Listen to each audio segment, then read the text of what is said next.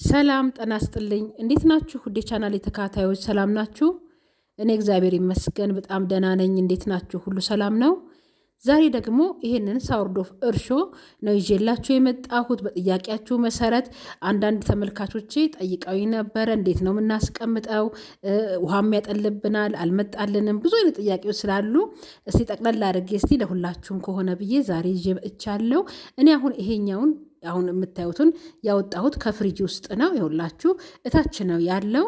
ከፍሪጅ ውስጥ አውጥቼ ከዛ አሁን በደንብ አድርገን እናድሰውና ለዳቧችን እናዘጋጀዋለን ማለት ነው። የምታስቀምጡት ፍሪጅ ውስጥ ነው፣ ሁሉ ጊዜ የሚቀመጠው ፍሪጅ ውስጥ ነው። አሁን ግን ይኸውላችሁ ዱቄት አድርጌ ደግሞ እንደገና እናድሰውና ዛሬ ዳቦ ስለምጋግርበት ልክ ለምትጋግሩበት ቀን እንዲሆናችሁ ማለት ነው። አሁን እዚህ ጋር እኔ እየጨመርኩ ያለሁት 3 የሾርባ ማንኪያ እንደዚህ ጨምራችሁበት በደንብ ከመጣላችሁ በኋላ ነው ይሄንን ማድረግ የምትችሉት። ከዛ እዚህ ጋር ውሃ ነው እየጨመርኩ ያለሁት። ውሃ ግን እየጨመርኩ ያለሁት ግን በግምት ነው። እኔ አሁን በደንብ ስለለመደልኝና እርሾም በደንብ ስለመጣልኝ ነው እንደዚህ በግምት የምጨምረው።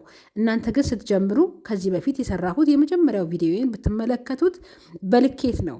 በልኬት እያረጋችሁ በ4 ቀን በ7 ቀን በ10 ቀንም ሊመጣላችሁ ይችላል እና እንደዛ አድርጋችሁ ማምጣት ትችላላችሁ። አሁን እኔ እዚህ ውስጥ እንግዲህ ውሃ ጨምሬ በጣም ቀጭን አናደርገውም፣ መካከለኛ አድርገን ወፈር ያለ አድርገን ነው የምንተወው። በደንብ አድርገን እስከ ስር ድረስ እናማስለውና ይኸውላችሁ አማስየው ቆንጆ ሲሆንልን እንደዚህ ሲሆንልን ክድን አድርገን እናስቀምጠዋለን።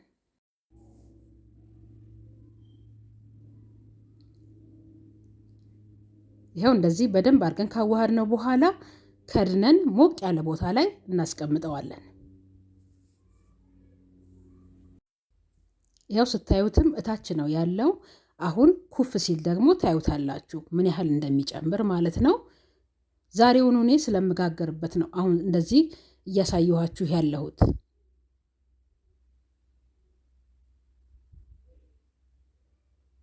ያው አሁን አስቀምጨዋለሁ።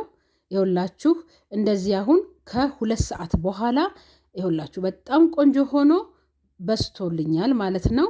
ለምንጋገረው ለእርሾ አሁን ዝግጁ ነው። ከዚህ ላይ ወስደን ደግሞ የምንፈልገውን እናቦካለን ማለት ነው። ይኸውላችሁ እንደዚህ በደንብ ሆኖ ነው ኩፍ ያለልን። ከደብልም በላይ ነው የሚመጣውና አንዳንዴ እንደውም ሞልቶም ሊፈስባችሁ ራሱ ይችላል። እና እንደዚህ እያደረጋችሁ ሁል ጊዜ እንደዚህ አድርጋችሁ ተጠቀሙት። ከፍሪጅ ታወጡታላችሁ። ከዛ በኋላ ዱቄት ትጨምራላችሁ ከውሃ ጋር ትንሽ አድርጋችሁ ውጪ ላይ ኩፍ ካለላችሁ በኋላ ከዛ የምትፈልጉትን ያህል ወስዳችሁ ዳቧችሁን አብክታችሁ መልሳችሁ ፍሪጅ ውስጥ ነው የምታስቀምጡት። ከዛ እንደዛው ደግሞ በሚቀጥለው እንደዛው ነው የምታደርጉት፣ ግን የሚቀመጠው ፍሪጅ ውስጥ ነው። የሁላችሁንም መልስ ለመመለስ ብዬ ነው እንግዲህ ዛሬ ቀለል ባለ ቪዲዮ ነው የመጣሁት። ለ3ኛ ጊዜ ነው ይሄንን ስሰራ። በሚቀጥለው በሌላ ቪዲዮ መለሳለሁ። ሰላም ሁኑልኝ። ቻው።